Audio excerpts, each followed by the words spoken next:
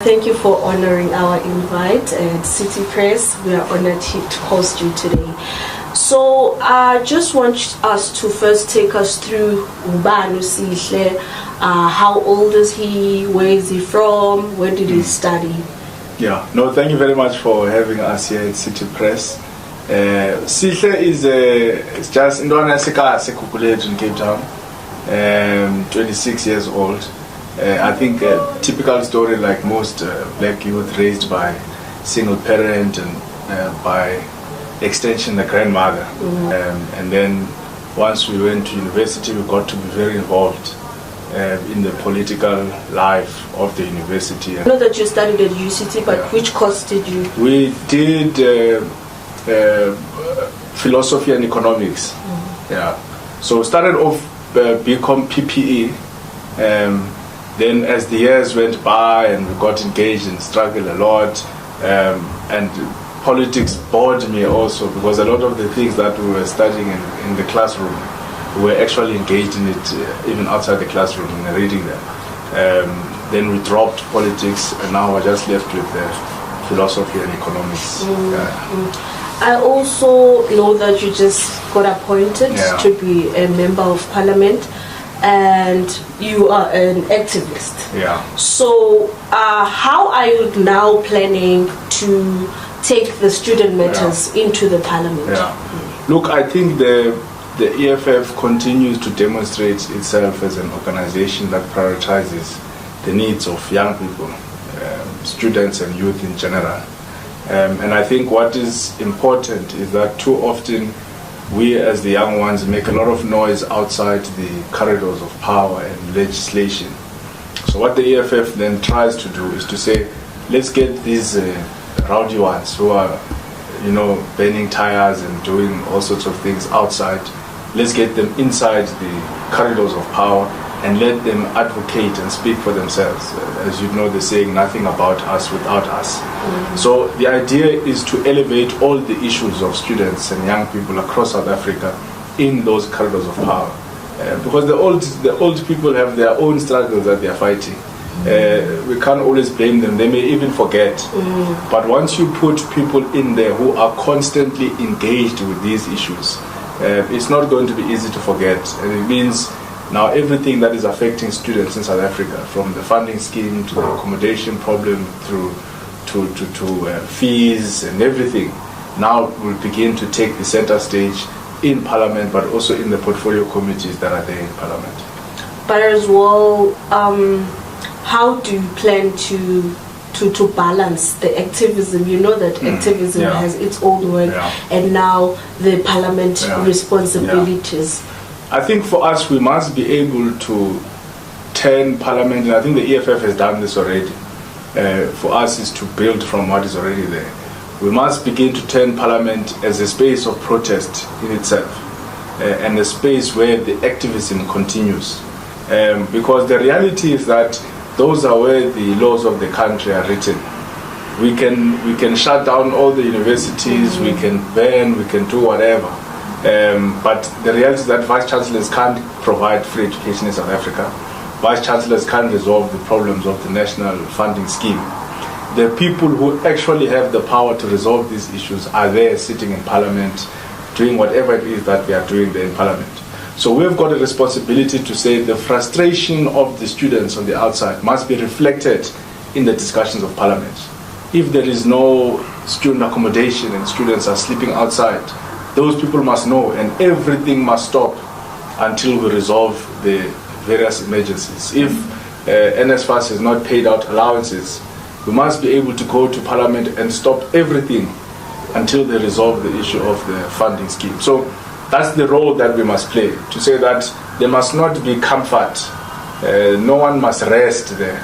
Whatever discussion is being discussed on the outside must be reflected inside those corridors. Which now puts you in a more favorable position where you can advance these issues of students. Yes, that's much better, because now we'd be dealing directly, because the ministers, they must come, they must account, the various universities must come and account to the portfolio committee, and even other youth government bodies like your NYDA must come and account, just now the NYDA is going through a process to appoint board members.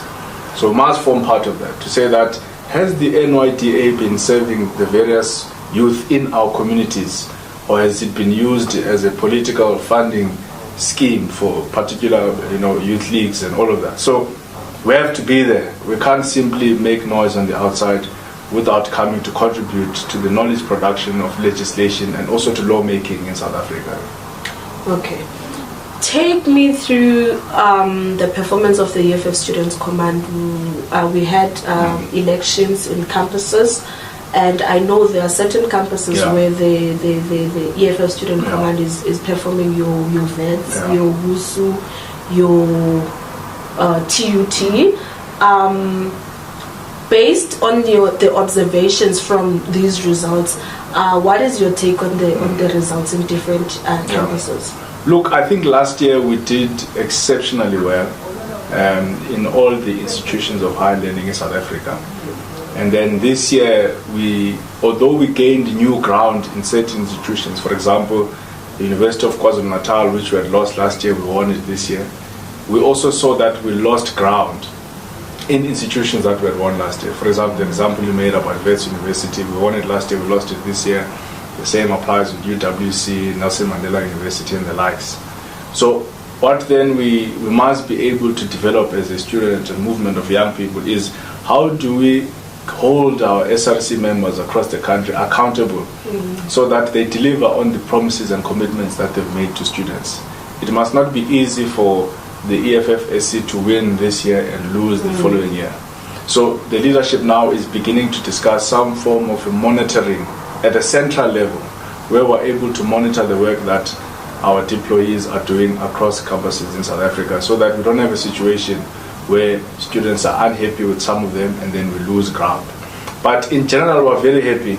I think even in May, in the national and provincial elections, the students really came out. You saw the long lines.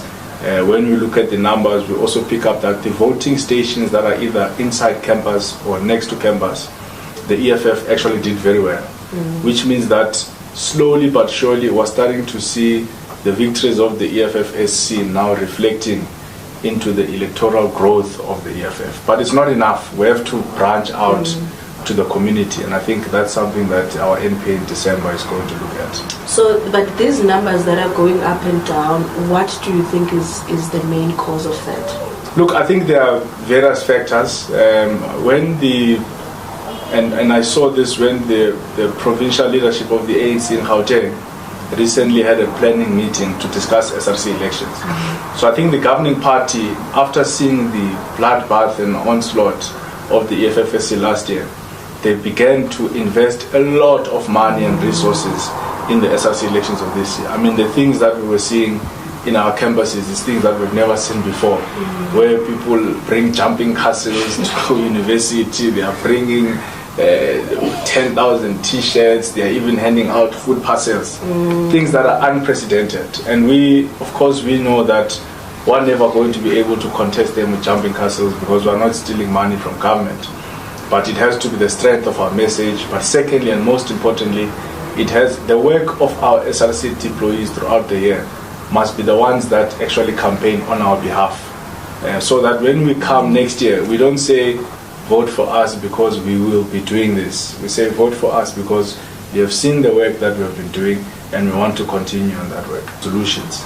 So we'll advocate, we'll present our views as young people, but ultimately the leadership will be the one that guides us through the Chief Whip Forum and many other things. But we're going to maintain our position to say for the survival of the EFF, we must be able to clear this confusion that South Africa seems to have, that us and the MK were one thing. We're not. We're the EFF, we're pushing economic freedom in our lifetime. We've got very clear policies that we must go and spread to the people of South Africa. So we're not the same with these guys. So we are doing this thing for the survival of our movement. And it's a case that we'll keep making to our leaders until hopefully they finally get it and we're out of this so-called caucus. And then we meet only when we agree on certain issues in Parliament. So now, as a young leader, what do you think? What kind of characteristic that you think is very vital for an EFF member? Look, I think all members of the EFF must be community activists, because what kills a lot of organizations is a culture of elitism. I think so. When people are either elected in positions of power, or when they are deployed, or when they are in council, legislature, parliament, whatever, MMCs, they tend to then forget about the communities that they come from. So I think at the center of what must define what is an EFF member, an EFF member first and foremost must be a community activist. In other words, you must be known by your community. When there are issues in your community, you must be their first line of defense. You must be accessible to the people. I'm happy with what the Commander-in-Chief has been doing ever since he took over the GTU in the EFF from Floyd, where he says all public reps of the EFF must now go and do oversight, visibly do oversight. Because over the years we were told that our people are doing oversight, but we've not seen them.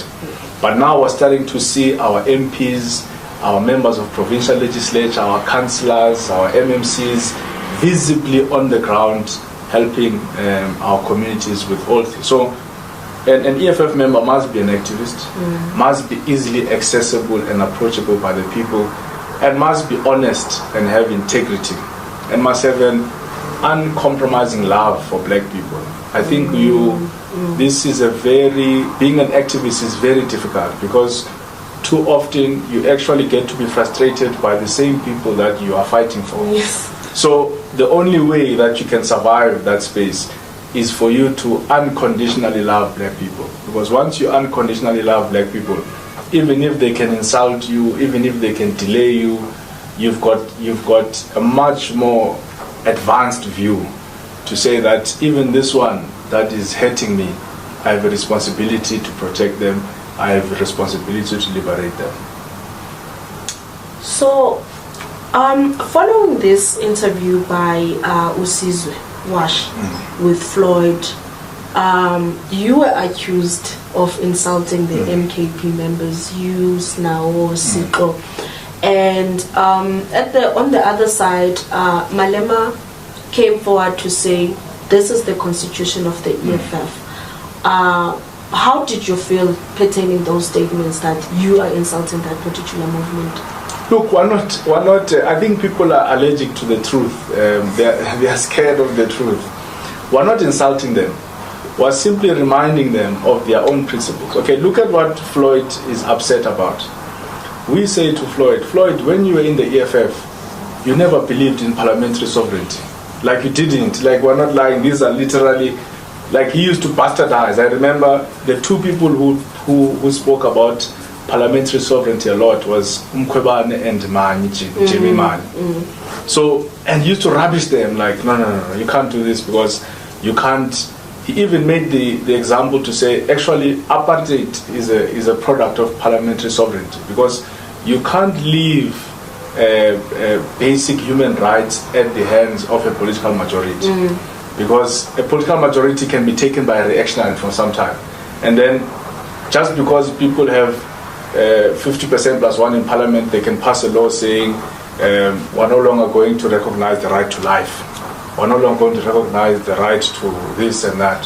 So part of having a constitutional democracy, even though you must change the constitution so that it serves the people, is that we need to have a set of principles that are non-negotiable. The right to life, the right, the liberty, freedom, and whatever. So he used to tell that to us even before we knew these concepts. And then he goes to the MK party, and then he says, no, we want parliamentary sovereignty. Then we remind him, we say, no, but my brother, this is not what you used to say. Secondly, he goes to MKP and says he doesn't believe in conferences because conferences are going to divide, people are going to buy. The same guy, when he was in EFF, used to say a non-negotiable fundamental principle of Leninism is elected leadership. So you can't just wake up and say, no, Sihle is the chairperson of what, this is the chair. You must go through a democratic process that must obviously be guided. Elect leadership. So what they don't like, we just remind them of themselves to say, you have clearly sold yourself out, you have clearly sold out principle, because you are now pushing an agenda that does not represent what you used to stand for. And then they say that is insults. And then with the MKP, we remind them that, guys, this 82-year-old that you are now trying to sell to the people of South Africa was the most powerful citizen in South Africa for 9 years. He had all the power, to a point where the first 5 years of that 9 years, not only did he have influence over South African affairs, he had influence over the affairs of his own political party. People feared him. He expelled members of the Youth League. He was running this thing on his own. Why didn't he do all these progressive things that he's promising the people of South Africa to do now? We're not insulting. So we're simply asking the correct questions to say, this guy is saying he's going to bring land and change the economy, but he was there, he was given opportunity.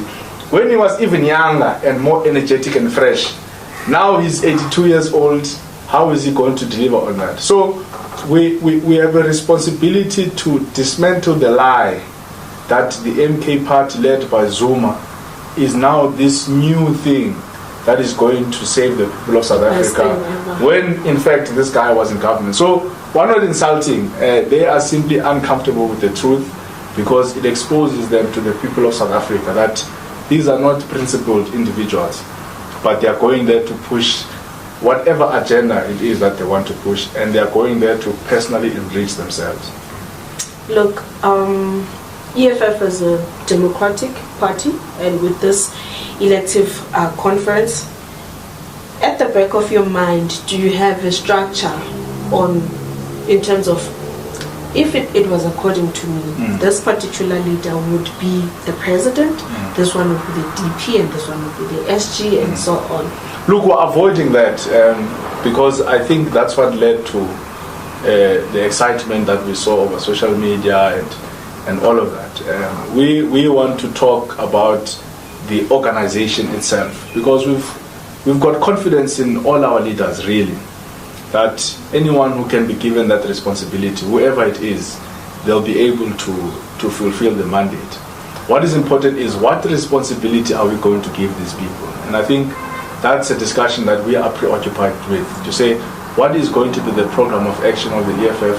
How is the EFF going to turn around its electoral outcomes? How is the EFF going to prepare for 2026? How is the EFF going to continue being a vanguard movement for our community? So, as Funu, we don't want to fall for the trap.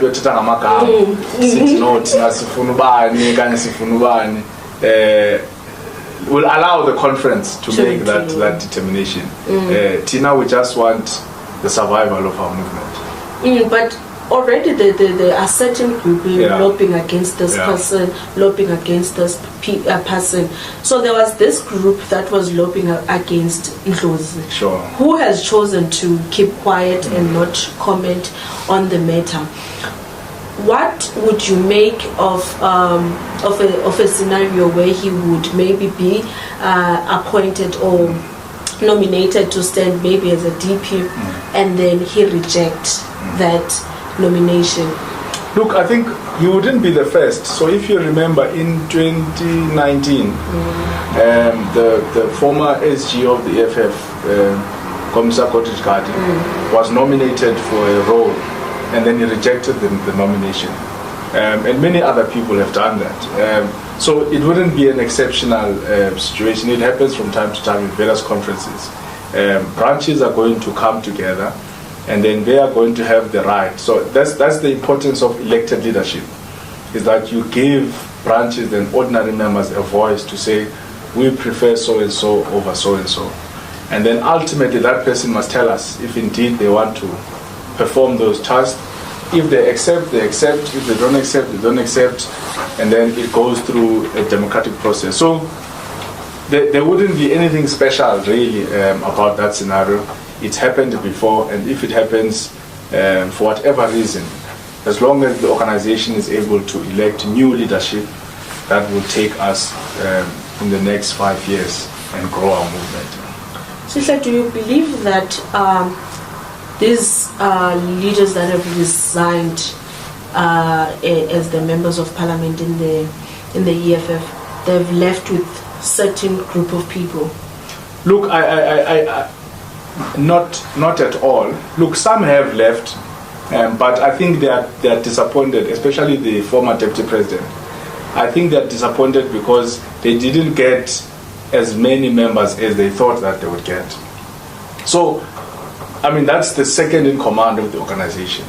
If a deputy president can't take mass membership, Jimmy or Fanamuko, the rest it's not people that should have been our worry. That hey, yeah, we're talking about number 2 of the organization. Literally after the president, that's the highest office. So if he failed to disrupt us nationally, where we see press conferences, marches to HQ and what would typically happen if a deputy president resigns in other organizations. That didn't happen. His resignation didn't have a major impact. Now it's just a group of friends that we took and brought in. So I know they don't have a constituency, so we're still fine, and we're going to demonstrate that in December. We are proper. I think I've touched on most of the things. Is there anything that you feel like I haven't asked about that you would like to address? Look, not much. I think the only message we have for the people of South Africa, in particularly the youth, is that never lose hope in your organization, which is the EFF. The EFF still represents the truth. And yes, people may not like us because we speak the truth. So people must remain firm. All of us must not be shaken by whatever is happening around us. The EFF is still the organization, the vanguard movement that is fighting for the people of South Africa. So we don't want them to be worried. We're fine. They are also fine. Let us continue to build our structures. Let us continue to spread the message of economic freedom in our lifetime. And this phase will pass, and we're going to be able to look back at it and say, like any other organization that has existed for a long time, we've gone through different phases and different cycles, but what is important is that the message has not changed. The founding manifesto is still there. The 7 non-negotiable pillars are still there. We're not changing what we've been preaching. We're still fighting for economic freedom. So we want the youth to be assured of that. And the youth must ask questions. The young people must not just follow things because they are a hype. They must ask those questions to say, no, but this thing doesn't make sense. And they must be unapologetic about that. So we are concerned about young people. We're concerned about the youth. I think that's what preoccupies every day, because once you concern yourself with the youth, you concern yourself with the future. So this is their organization. They must fight for it. They must defend it so that we can advance the struggle for economic freedom.